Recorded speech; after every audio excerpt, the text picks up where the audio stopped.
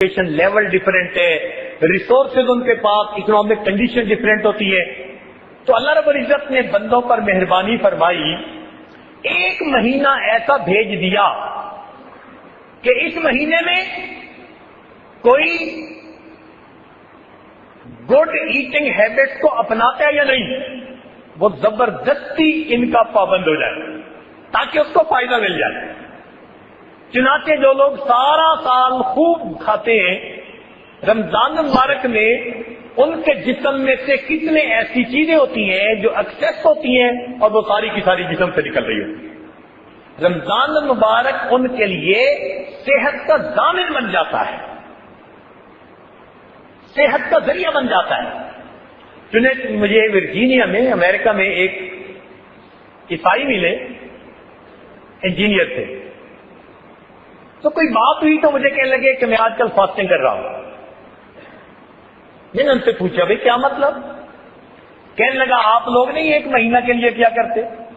میں نے کہا. کہنے لگا اس میں میڈیکلی اتنے فائدے ہیں کہ میں نے ظاہری فائدوں کی خاطر اپنی زندگی کا معمول بنا لیا، ہر سال ایک مہینہ میں بھی روزے رکھتا ہوں. یعنی غیر مسلم جنہوں نے ابھی اسلام بھی قبول نہیں کیا، وہ بھی اسلامی تعلیمات کی حکمتوں کو مانتے ہیں اور بسا اوقات ان کو اپنا کے دنیاوی فائدے اٹھاتے ہیں. نبی علیہ الصلوۃ والسلام کم کھانے کے عادی تھے. چنانچہ نبی علیہ الصلوۃ والسلام کی مبارک زندگی میں 3 کنزیکٹیو دن ایسے نہیں آئے، پوری نبوت کی زندگی میں 3 کنزیکٹیو دن ایسے نہیں آئے کہ آپ نے تینوں دن پیٹ بھر کے کھانا کھایا. ایک دن کھایا تو دوسرے دن فاقہ، اگر 2 دن کھایا تو تیسرے دن فاقہ. سیدہ فاطمہ الزہرا رضی اللہ تعالیٰ عنہ اللہ رب العزت کے محبوب کی خدمت میں حاضر ہوتی ہے. محبوب دو عالم کی عادت مبارکہ تھی کہ آپ اٹھ کر ان کا استقبال فرماتے تھے اور ان کو اپنی جگہ پر بٹھاتے تھے. چنانچہ جب آپ نے ان کو بٹھایا تو انہوں نے اپنی چادر کے گانٹھ کھولی تو آدھی روٹی خشک سی اس میں بندھی ہوئی تھی. انہوں نے اس کو نبی اسلام کی خدمت میں تحفہ کے طور پر پیش کیا. ابا جان میں آپ کی خدمت میں ہدیہ اور تحفہ لے کر آئی. سیدنا علی رضی اللہ تعالیٰ عنہ آٹا لائے تھے، میں نے روٹیاں بنائی، ایک ایک روٹی سب کے حصے میں آئی، ایک میرے حصے میں بھی آئی.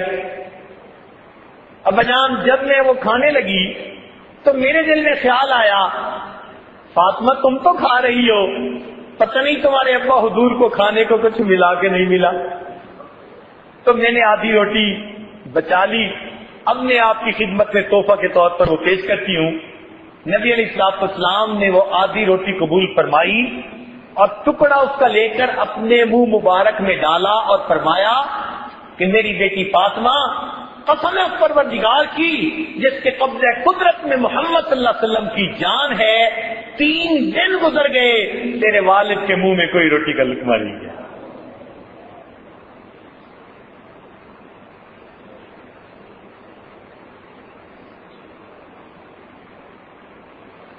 جتنے بھی دنیا میں مشاہیر گزرے، اگر کبھی آپ ان کی زندگی کو دیکھیں نا اس ایسپیکٹ سے کہ وہ کتنا کھاتے تھے، تو یہ چیز آپ کو کامن نظر آئے گی کہ ان کی خوراک بہت واجبی تھی، نارمل سی تھی، وہ اوور ایٹ نہیں کیا کرتے تھے.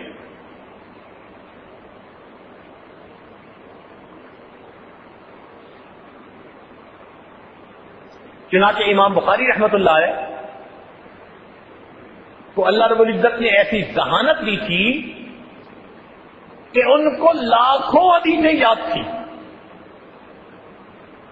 تو ایک مرتبہ ان سے پوچھا گیا کہ آپ دن میں کتنا کھاتے ہیں؟ تو فرمانے لگے کہ میں آج کل 10 بادام کھا کر اپنے کام میں مصروف ہو جاتا ہوں اور میرا پورا دن اسی کے اوپر گزر جاتا ہے. 10 بادام، لیکن وہ تو 10 بادام پہ وقت گزار لیتے تھے. ہمیں تو اللہ رب العزت نے بہت زیادہ نعمتیں دی. تاہم اتنا تو ہو کہ ہم اتنا کھائیں جو ہمارے لیے فائدے مند ہو جائے. اس لیے جتنے لوگوں کا آئی کیو لیول اچھا ہوتا ہے نا، یہ سب وہ لوگ ہوتے ہیں کہ جن کے اندر فیٹ تھوڑی ہوتی ہے اور جسم ان کے بڑے اچھے ہوتے ہیں، ویل بلٹ ہوتے ہیں، ان کا آئی کیو لیول اچھا ہوتا ہے. کم کھانے والے. مجھے ایک دفعہ ایک میوزیم دیکھنے کا موقع ملا تو میں نے وہاں آئنسٹائن کی ممی دیکھی. اب آئنسٹائن آج کی دنیا میں اس طرح ریسپیکٹڈ فگر ہے کہ جیسے دین کے حلقوں میں پیغمبروں کی عزت کی جاتی ہے. جس نے تھیوری آف ریلیٹیوٹی پیش کی، اس کی تو میں اسٹرکچر دیکھ کے حیران ہو گیا. میرا خیال ہے کہ اس کا کوئی وزن 60 کلو گرام سے زیادہ نہیں ہوگا. پتلا دبلا سا بندہ، لیکن اللہ نے اس کو کیسا دماغ دیا کہ اس نے جو مادے اور انرجی کے ٹرانسفارم ہونے کی ایکویشن دی، آج اس پر بنیاد رکھ کر دنیا کے اندر سب سے زیادہ ریسرچ کی جا رہی ہے. تو جتنے بھی اچھے دماغ والے لوگ آپ کو ملیں گے نا، ان سب کی ایٹنگ ہیبٹس بہت ہیلدی ہوں گی. ہمارے نوجوانوں کو چاہیے کہ یہ بھی اچھی ایٹنگ ہیبٹس کو اپنائیں، اور رمضان مبارک کا مہینہ اپنی ہیبٹ کو کنٹرول کرنے کے لیے بہترین مہینہ ہے. حکم دے دیا گیا کہ دن کے اندر کھانے پینے سے آپ رک جائیے. اس کی کتنی حکمتیں ہیں. انسان کے اندر صبر پیدا ہوتا ہے، انسان کے اندر اللہ تعالیٰ کی نعمتوں کی قدر دانی آتی ہے. ہم پتہ نہیں کتنا کھانا ضائع کر دیتے ہیں. جب خود بھوکے ہوتے ہیں نا، تب پتہ چلتا ہے کہ ایک لقمے کی کیا ویلیو ہوتی ہے. تو جہاں اس کے کتنے اور فائدے، ایک فائدہ یہ کہ انسان اپنے ایٹنگ اسکیڈول کو کنٹرول کر سکتا ہے. ایک ہوتا ہے کم کھانا، یہ بھی نبی علیہ الصلوۃ والسلام کی مبارک سنت، اور ایک ہوتا ہے آہستہ کھانا، یہ بھی نبی علیہ السلام کی مبارک سنت ہے. اس میں بھی ایک دلچسپ نقطہ ہے، آہستہ کھانا. آپ نے دیکھا ہوگا نا کہ ہم میں سے بعض دوست کھانے کی دسترخوان پر بیٹھتے ہیں نا، تو ودن 2-3 منٹ وہ بہت کچھ کھا چکے ہوتے ہیں. وہ دسترخوان سے بہت کچھ ان کے پیٹ کے اندر شفٹ ہو چکا ہوتا ہے ودن فیو منٹ. اور پھر جب کھا لیتے ہیں تو تھوڑی دیر کے بعد پھر پیٹ پکڑ کے کہتے ہیں یار آج بہت کھا لیا ہے، اوور ایٹنگ کر لیتے ہیں. اس میں ایک دلچسپ بات اور نقطہ جو فائدہ دے گا وہ یہ کہ مجھے ایک مرتبہ ایک مضمون پڑھنے کا موقع ملا جس کو ڈاکٹرز کی ایسوسی ایشن ہے کسی ملک کی، انہوں نے چھاپا تھا. پکی بات، انہوں نے لکھا تھا کہ جو بندہ اپنے وزن کو کم کرنا چاہے اس کو چاہیے کہ وہ آہستہ کھائے. اب اس کو پڑھ کر یہ بڑا حیران ہوا. بھائی اب تک تو کہتے تھے کہ جو وزن کم کرنا چاہے وہ ڈائٹنگ کرے. دو طرح کے لوگ ہوتے ہیں نا، کچھ ڈائٹنگ کرتے ہیں اس کے قائل ہوتے ہیں، اور کچھ ڈائی ایٹنگ کے قابل ہوتے ہیں. کچھ ڈائٹنگ کے قائل اور کچھ ڈائی ایٹنگ اس کے قائل ہوتے ہیں. تو ہم نے پہلی مرتبہ سنا کہ جناب آہستہ کھانے سے انسان کا وزن گھٹتا ہے. ہمارے لیے ایک نئی چیز تھی. ہم نے پورے لٹریچر کو پڑھا تو واقعی اس نے ایک عجیب بات لکھی ہوئی تھی. اس پہ لکھا ہوا یہ تھا کہ جب ہم کھاتے ہیں ہم نے کتنا کھایا یہ ڈیسیژن ہمارا دماغ کرتا ہے. اچھا دیکھیں ایک مثال سمجھیں کہ انسان کا سر بالکل سیدھا ہے یا جھکا ہوا ہے، اس کا ڈیسیژن آنکھیں نہیں کرتی. اس کا ڈیسیژن دماغ کرتا ہے. ہمارے کانوں میں ایک کینال ہے جس میں لیکوڈ ہوتا ہے اور وہ لیکوڈ اپنا لیول مینٹین کرتا ہے. اس لیول کا سگنل جب دماغ کو پہنچتا ہے تو دماغ سمجھ لیتا ہے کہ سر سیدھا ہے یا سر جھکا ہوا ہے. اسی طرح پیٹ بھرنے کا ڈیسیژن ہمارا دماغ لیتا ہے. وہ دو طرح سے لیتا ہے. ایک تو انسان کے پیٹ کے اوپر جلد جو ہے نا اس کے اندر ٹرانسڈیوسر لگے ہوئے ہیں, پک اپ لگی ہوئی ہے. جب انسان کھاتا ہے اور اسٹومک ذرا پھیلتا ہے تو الانگیشن ہوتی ہے. تو جو پک اپ لگے ہوئے ہیں وہ الانگیٹ ہونے سے اندازہ لگا لیتے ہیں کہ اندر کتنی خوراک چلی گئی. مگر یہ سلو ایکٹنگ ٹرانسڈیوسر ہے.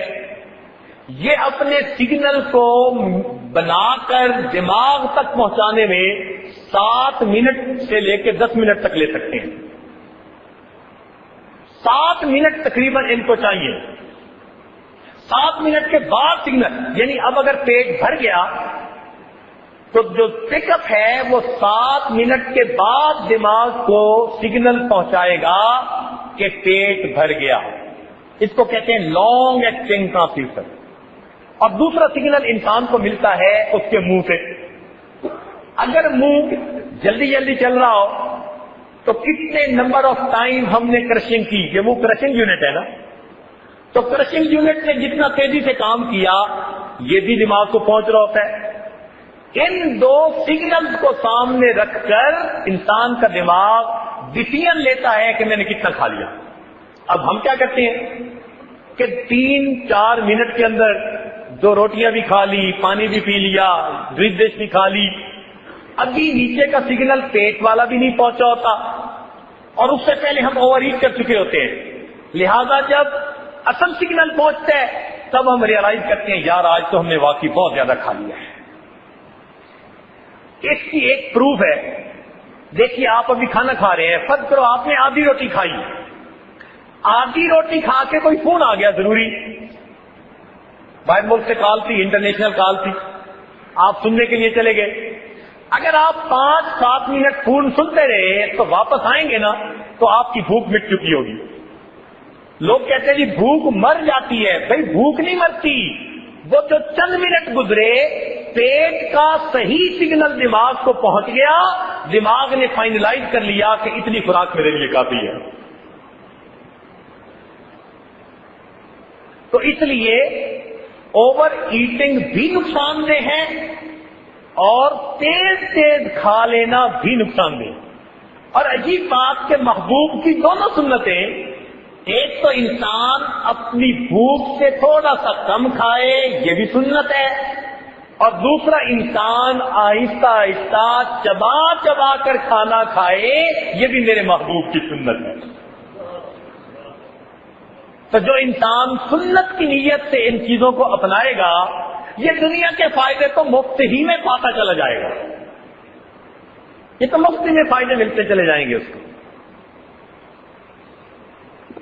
تو رمضان مبارک میں دن میں روزہ رکھنے کا مقصد کیا ہوتا ہے کہ ہمارے بدن میں ذرا خوراک کم ہو. اچھا جب کم ہوتی ہے تو کیا ہوتا ہے, جب بھی بدن میں معدے میں خوراک کم ہوگی اور بدن کو ضرورت ہے تو بدن کی جو فیٹ ہے نا اس کو اسی وقت شوگر میں کنورٹ کر کے بدن استعمال کرنا شروع کر دے گا. اسٹیرائڈز ہوتے ہیں جو بدن کے اندر جنریٹ ہو جاتے ہیں اور وہ انسان کے فیٹ کو شوگر بنا دیتے ہیں اور وہ انسان کے بدن میں پھر استعمال ہو رہی ہوتی ہے. اس لیے جب انسان بھوکا رہتا ہے تو اس کی چربی پگھل رہی ہوتی ہے اور اس کا جسم سمارٹ ہو رہا ہوتا ہے. اس لیے جو لوگ سوئمنگ کلب میں جاتے ہیں اور پھر بھی ان کا اچھا جسم نہیں ہوتا, ان کو چاہیے کہ نبی علیہ الصلوۃ والسلام کی مبارک سنت پر گھر بیٹھ کے عمل کر لے, انہیں کلب جانے کی ضرورت ہی نہیں پڑے گی. آٹومیٹک فیٹ برن ہوتی چلی جائے گی.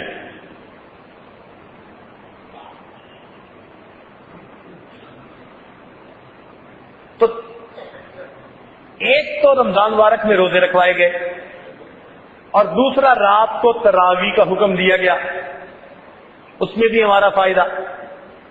اچھا، ذہن میں سوال پیدا ہوتا ہے کہ تراویح کا جسمانی فائدہ کیا؟ تراویح کا جسمانی فائدہ کیا؟ روحانی فائدے تو ہیں ہی صحیح۔ اس آیت نے عرض کیا نا شروع میں کہ آج روزے کے جسمانی فائدے کیا ہیں، اس ٹاپک کو تھوڑا کھولا جائے گا۔ تو سوال پیدا ہوتا ہے کہ جی تراویح کے جسمانی فائدے کیا ہوئے؟ تو بھائی نماز کے روحانی فائدے تو بے شمار ہیں، جسمانی فائدے بھی ہیں۔ یہ ایکسرسائز بھی تو ہے نا۔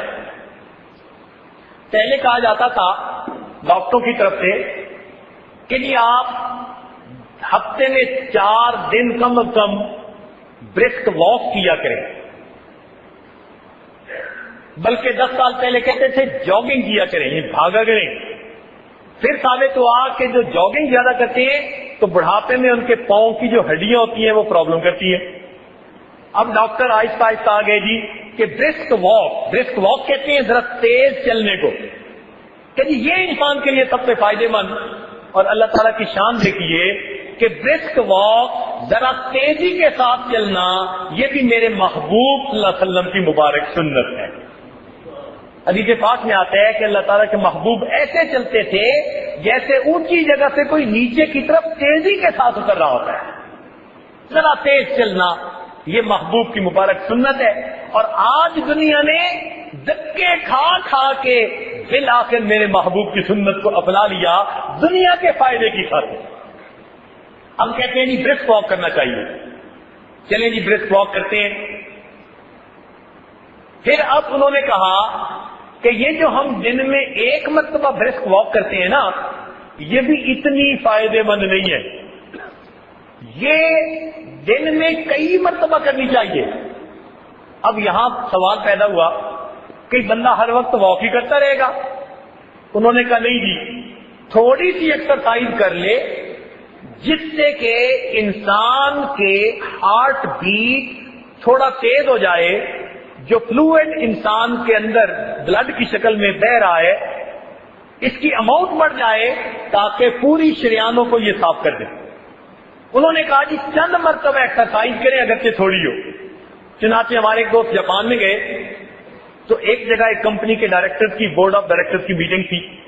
وہ کہنے لگے کہ اس 8-10 گھنٹے کی میٹنگ کے دوران وہ 1-1.5 گھنٹہ کے لیے میٹنگ کرتے اور پھر کھڑے ہو جاتے اور اپنی کرسی کے ساتھ ہی کوئی بازو ہلا رہا ہوتا، کوئی نیچے جا رہا ہوتا، کوئی تھوڑا آگے پیچھے ہو رہا ہوتا، کرسی کے قریب ہی، اور وہاں کھڑے کھڑے تھوڑی ایسے ہاتھوں سے ایکسرسائز کر کے لائٹ ایکسرسائز پھر بیٹھ جاتے۔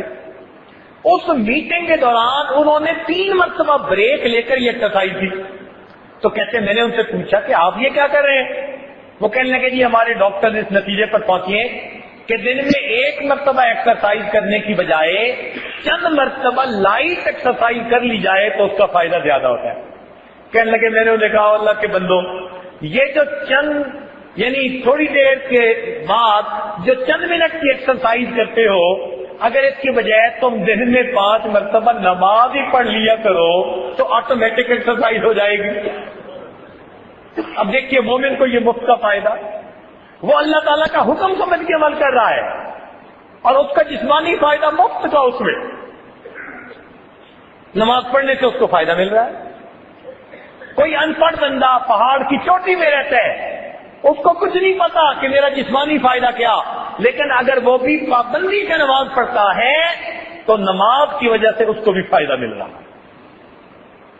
ہمارے کئی نوجوان نماز کی پابندی نہیں کرتے، اس نماز کی وجہ سے دیکھیے کتنے فائدے پہنچ رہے ہیں۔ مجھے ایک مرتبہ ہم اسپیس میوزیم دیکھ رہے تھے، Smithsonian series of museum Washington میں، تو ہمیں ایک ڈاکٹر صاحب مل گئے، وہ بات چیت کرتے رہے، انہوں نے حلیہ دیکھا مسلمانوں والا، تو مجھے کہنے لگے کہ تمہیں پتہ ہے کہ جو زیادہ عبادت گزار ہوتے ہیں نا مسلمانوں میں، ان کے چہرے سے نور ہوتا ہے؟ میں نے کہا جی بالکل ہوتا ہے، صلحاء کا نور۔ کہنے لگے اس کی ایک ریزن ہے، انگلش میں بات کر رہا تھا۔ میں نے کہا جی کیا ریزن ہے؟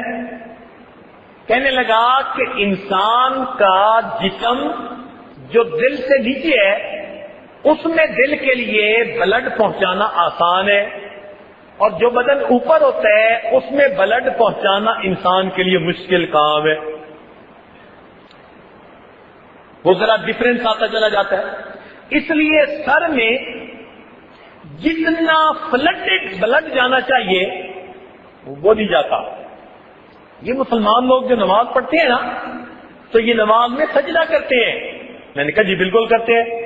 کہنے لگا سجدے میں ان کا سر چہرہ نیچے ہوتا ہے, ان کا دل اوپر ہوتا ہے. یہی ایک ایسی صورت ہے کہ جس میں فلڈڈ ہو کر بلڈ انسان کے چہرے اور اس کی پوری جلد کے اندر جا رہا ہوتا ہے. اور کہنے لگا اگر ذرا لمبا سجدہ کرو تو پورے چہرے کے اندر خون محسوس ہوتا ہے. میں نے کہا, کہنے لگے کہ یہ جو بلڈ کی سرکولیشن روز فلڈڈ چہرے پر ہو رہی ہوتی ہے یہ انسان کے چہرے کو تر و تازہ بنا دیتی ہے. میں نے کہا عورتوں کو کبھی اس اصول کا پتہ چل جائے کہ نماز پڑھنے سے دیر تک انسان کا چہرہ معصوم نظر آتا ہے تو شاید کریموں کو چھوڑ کر نسلوں کے پیچھے پڑ جائے. اور واقعی آپ دیکھیں گے کہ جو بھی نیکوکار انسان ہوگا نا اس کے چہرے پہ آپ کو ایک روشنی نظر آئے گی, ایک نور نظر آئے گا. واقعی روحانی اثر اپنی جگہ, مگر نماز کے جسمانی فائدے بھی تو ہیں نا. وہ جو بلڈڈ ان کو پہنچ رہا ہوتا ہے سجدوں میں وہ ان کے چہروں پہ بہار کی تازگی عطا فرما دیتا ہے. اچھا, اب نماز کے جسمانی فائدوں میں سے ایک فائدہ بتا کے ذرا اپنے ٹاپک کو مکمل کریں. ڈاکٹر اس بات پر متفق ہے کہ آدمی رات کو جب سوتا ہے صبح کے وقت اس کا شوگر لیول سب سے ڈاؤن ہوتا ہے. اسی لیے لیبارٹری میں کولیسٹرول چیک کروانا ہونا کہتے ہیں جی فاسٹنگ کر کے صبح کے وقت آئے بغیر کھائے, اس وقت شوگر لیول سب سے ڈاؤن ہوتا ہے. تو جب شوگر لیول انسان کا سب سے ڈاؤن ہے تو اللہ تعالیٰ نے فجر کی نماز کی کتنی رکعتیں بنائی؟ 4. اس لیے کہ لیول تو پہلے ہی ڈاؤن ہے, زیادہ لمبی ایکسرسائز کی ضرورت ہی نہیں. بھلے قرات کتنی لمبی کرو مگر ایکسرسائز کتنی ہے؟ 4 رکعت. 4 رکعت پہ کام سمٹ گیا. اب اس کے بعد ہم نے دوپہر میں کھانا کھایا اور ماشاءاللہ خوب پیٹ بھر کے کھایا. جب کھانا کھایا تو شوگر لیول اوپر چلا گیا. اب 4 رکعت نہیں, اب کتنی رکعت کر دی گئی؟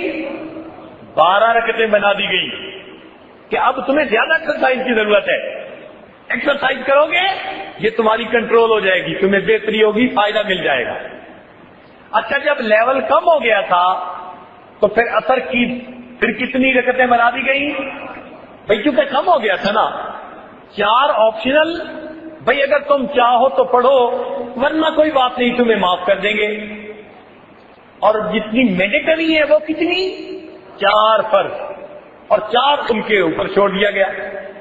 لیکن ہو سکتا ہے کہ اس کے بعد کسی نے اثرانہ چائے پی ہو, کوکیز کھائی ہو, آئس کریم کھا لی ہو, کسی بھوک لگ رہی ہے تو پھر لیول ذرا ہائی ہو سکتا ہے. تو مغرب کی نماز کتنی بنا دی گئی؟ 4 رکعت نہیں, کتنی رکعت؟ 7 رکعت بنا دی گئی. اور عام طور پر مغرب کے بعد عشاء کا کھانا ہوتا ہے تو مغرب کے بعد پھر ہم نے کھانا کھایا. اب جب ہیوی کھانا کھایا تو اب رکعتیں 7 نہیں, کتنی کر دی گئی؟ 17. اب یہاں پر ذہن میں آتا ہے کہ یا اللہ دوپہر میں تو 12 سے کام چل گیا تھا, اب 12 کیوں نہیں 17 کیوں؟ فرمایا اس لیے کہ دوپہر میں 12 رکعتوں کے بعد تم نے ابھی جاگنا تھا, کام کرنا تھا اور شوگر لیول ڈاؤن ہونے کے چانسز تھے. اور اب تو جناب سونا ہے, لہذا 12 سے کام نہیں چلے گا. کتنی پڑھنی پڑے گی؟ 17 پڑھنی پڑے گی. اچھا جی چلو 17 سے کام چل گیا.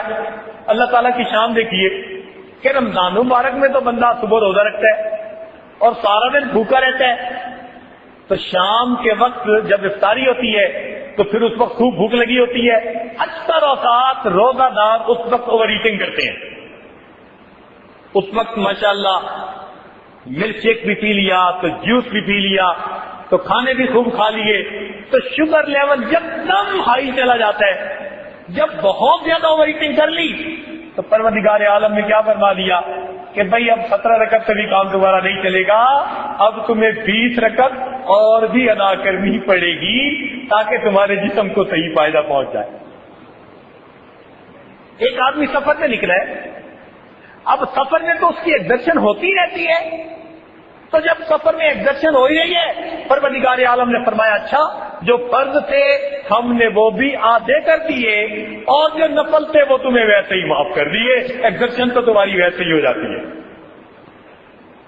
تو دیکھیے پروردگار عالم کتنے مہربان ہیں اپنے بندوں پر کہ عبادت بھی ایسی رکھی کہ جس کا بندوں ہی کو روحانی اور جسمانی فائدہ پہنچ رہا ہے۔ تو رمضان مبارک کا مہینہ آنے والا ہے، یہ ہمارے لیے فائدوں کا دروازہ کھولنے والا ہے،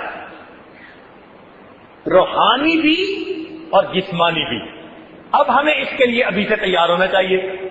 حضرت مولانا دامت برکاتہم نے جو عنوان رکھا نا استقبال رمضان، پڑھ کے بڑا دل خوش ہوا۔ واقعی آج کا بندہ ایسا ہی ہے، جو بھی اچھا بندہ ہے نا وہ ہر چیز کو پلان کرتا ہے، کہتے ہیں نا ویل پلان ہاف ڈن۔ جس کام کو تم اچھا پلان کر لو گے سمجھ لو کہ آدھا کام ہو گیا۔ آج تو شادی کی بھی پلاننگ 1 سال پہلے سے کرنی شروع کرتے ہیں، بزنس کی پلاننگ بھی پہلے سے کرتے ہیں، پتہ نہیں کتنا عرصہ پلان کر کے پھر کوئی کام کرتے ہیں۔ تو بھائی ہمیں رمضان مبارک بھی پلان کرنا چاہیے کہ ہم نے کیسے کرنا ہے۔ اس کی پلاننگ کوئی ورزش کرنی نہیں ہے کہ بھائی اتنی دن بیٹھ کے روز نکالنی شروع کر دو۔ اس کی پلاننگ یہ ہے کہ آپ اپنی مصروفیات کو ابھی سے ایسے سکیجول کریں کہ رمضان المبارک میں اپنے آپ کو لائٹ رکھنے کی کوشش کریں۔ گھر میں شادی ہو نا تو بندہ پورا مہینہ اپنے آپ کو ذرا لائٹ رکھتا ہے، او جی میری گھر میں شادی ہے، میں نے ذرا سکیجول بہت لائٹ رکھا ہوا ہے تاکہ میں شادی بھگتا دوں۔ جیسے شادی بھگتانے کے لیے 1 مہینہ اپنا سکیجول لائٹ کر دیتے ہیں، اسی طرح ہمیں بھی چاہیے اللہ تعالیٰ کی مغفرت میں سے وافر حصہ پانے کے لیے، اپنے گناہوں کو بخشوانے کے لیے اور اپنے رب کو منانے کے لیے ہم بھی رمضان مبارک کے مہینے کو لائٹ پلاننگ کر لیا۔ اور ہم کر سکتے ہیں، کتنے کام ہوتے ہیں جو بندہ خود کرتا ہے۔ تو اپنے سفروں کو پلان ایسے کریں، اپنے کاموں کو پلان ایسے کریں، میٹنگ کو پلان ایسے کریں کہ رمضان المبارک میں آپ ذرا لائٹ ویٹ رہنے کی کوشش کریں۔ جب آپ مینٹلی کچھ ذرا فارغ ہوں گے تو یکسوئی سے نماز بھی پڑھ سکیں گے، تراویح بھی پڑھ سکیں گے، اور پھر پریشر بھی نہیں ہوگا کہ صبح فلاں میٹنگ میں ہم نے جانا ہے۔ تو ایک تو تیاری یہ ہے کہ اپنے آپ کو ذرا لائٹ لوڈڈ کر لیں، اور دوسرا یہ کہ اپنے آپ کو رمضان المبارک کے سکیجول کے ساتھ ایڈجسٹ کرنے کے لیے مینٹلی تیار کر لیں۔ ایک آدمی کے اوپر نا ایک ڈر سا ہوتا ہے، اور جی روزہ رکھ لیا تو پتہ نہیں میں کمزور نہ ہو جاؤں۔ ایک عجیب بات کروں، ہمارا ایک دوست تھا کالج میں، اور اس زمانے میں جب اس کی عمر تھی 18 سال، انٹرمیڈیٹ میں پڑھتا تھا، 18 سال عمر تھی، اس کا وزن تھا 105 کلو گرام، اتنا بلکی اس کا جسم، اور وہ رمضان کے روزے نہیں رکھتا تھا۔ تو ایک دن اس سے پوچھا کہ رمضان کے روزے کیوں نہیں رکھتے؟ کہنے لگا میری امی کہتی ہے تم کمزور ہو جاؤ گے۔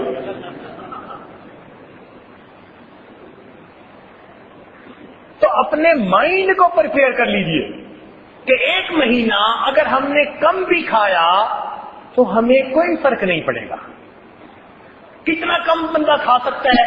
ذرا سوچئے کہ ڈاکٹروں نے لکھا ہے جو انسان 3 کھجوریں کھا لے، جو انسان 3 کھجوریں کھا لے، اتنی کیلوریز مل جاتی ہیں 3 دن تک اس کو بھوک کی وجہ سے موت نہیں آ سکتی۔ 3 کھجوروں میں اتنی نیوٹریشن ہے، 3 کھجوروں میں اتنی نیوٹریشن ہے کہ اگر کوئی بندہ 3 کھجوریں کھائے 3 دن تک بھوک کی وجہ سے موت نہیں آ سکتی۔ تو جسم کی ریکوائرمنٹ اتنی تھوڑی اور ایٹنگ ہیبٹس ہماری بہت زیادہ۔ تو رمضان المبارک میں ہم کھائیں جتنا کھانے کے عادی ہو تھوڑا سا کم کھانے کی کوشش کریں. یہ نہ ہو کہ صبح کی نماز سے ہی کھٹے ڈکار آنے شروع ہو جائیں, یا ایسا نہ ہو کہ جی ہم کھائیں ہی نہ. ایسے بھی تو ہیں کچھ لوگ ایسا کرتے ہیں کہ وہ عشاء کے وقت کھا لیتے ہیں, ان کو صبح اٹھنا ہی مشکل ہوتا ہے. نہیں, رمضان مبارک کی ترتیب پر اپنے آپ کو چلانے کی کوشش کیجیے. رمضان کو اپنی طبیعت میں نہ ڈالیے کہ جی روزہ بھی رکھنا ہے, چلو رات ہی میں کھا لیا جو کھا لیا, اب نیت کر کے سو گئے. بعض لوگ ایسے نہیں. اس لیے سحری کرنا مستقل عبادت ہے. تہجد میں اٹھنا اور تہجد کے وقت میں نمازیں پڑھنا یہ مستقل عبادت ہے. اب ایک آخری نقطہ, وقت ختم ہو گیا, ایک دو منٹ میں ایک نقطہ عرض کر دیں. وہ یہ کہ اللہ رب العزت کریم ہے, انہوں نے رمضان مبارک میں ایک رات بنائی جس کو لیلۃ القدر کہتے ہیں. اس کی تلاش کے لیے اعتکاف میں بیٹھا جاتا ہے. لیکن اگر کوئی بندہ چاہے کہ مجھے رمضان مبارک میں لیلۃ القدر میں عبادت کا ثواب ملے تو اس کو پانا بڑا آسان ہے. اس کو پانا بہت آسان ہے. یہ عجیب سا نقطہ ہے اور پتہ نہیں کتنی مشائخ کی صحبتوں کے بعد اللہ والوں سے یہ نقطہ ملا. تمنا ہر بندے کے دل میں ہوتی ہے کہ لیلۃ القدر کی عبادت کا ثواب ملے. ہم کیسے حاصل کر سکتے ہیں؟ وہ نقطہ سن لیجیے, پکا ہوگا. وہ کیسے کہ قرآن مجید میں اللہ تعالیٰ فرماتے ہیں کہ وہ ایک رات ہوتی ہے جو 1000 مہینوں کی عبادت سے بہتر ہوتی ہے. تنزل الملائکہ, اس میں ملائکہ نازل ہوتے ہیں, والروح, اور جبریل السلام بھی نازل ہوتے ہیں. فیہا باذن ربہم من کل امر سلام. اب اس رات میں جو ہے سلامتی نازل ہوتی ہے. تو خیر و برکت اس رات میں نازل ہوتی ہے. کب نازل ہوتی ہے اس کا کسی کو پتہ نہیں. کوئی نہیں کہہ سکتا کس رات میں کتنے بجے وہ برکتیں نازل ہوں گی, مگر اللہ تعالیٰ نے ایک اشارہ کر دیا. مفسرین نے لکھا کہ پروردگار فرماتے ہیں کہ جس رات میں بھی وہ برکتیں نازل ہوتی ہیں ہے یا حتی مطلع الفجر, وہ مطلع فجر طلوع صبح صادق تک باقی رہتی ہیں. اب یہاں سے نقطہ ملا کہ جب بھی لیلۃ القدر کی رات ہوگی اس کی خاص برکتیں جب بھی شروع ہوں گی وہ شروع ہو کر صبح صادق تک ضرور رہیں گی. لہذا ہم جیسے کمزور مومن جو ساری رات عبادت نہیں کر سکتے, اگر ہم روزہ رکھنے کے لیے سحری میں اٹھتے ہیں اور اس وقت ہم آخری لمحات میں چند نفل تہجد کے پڑھ لیتے ہیں, یقیناً ہمیں لیلۃ القدر کی عبادت کا ثواب مل جائے گا. اللہ رب العزت میں رمضان مبارک کی عبادت کو زیادہ سے زیادہ کرنے کی توفیق عطا فرمائے. اس مہینہ کو ہمارے لیے رحمت بنا دے, ہماری پریشانیوں کو دور فرما دے. وآخر دعوانا ان الحمد للہ رب العالمین.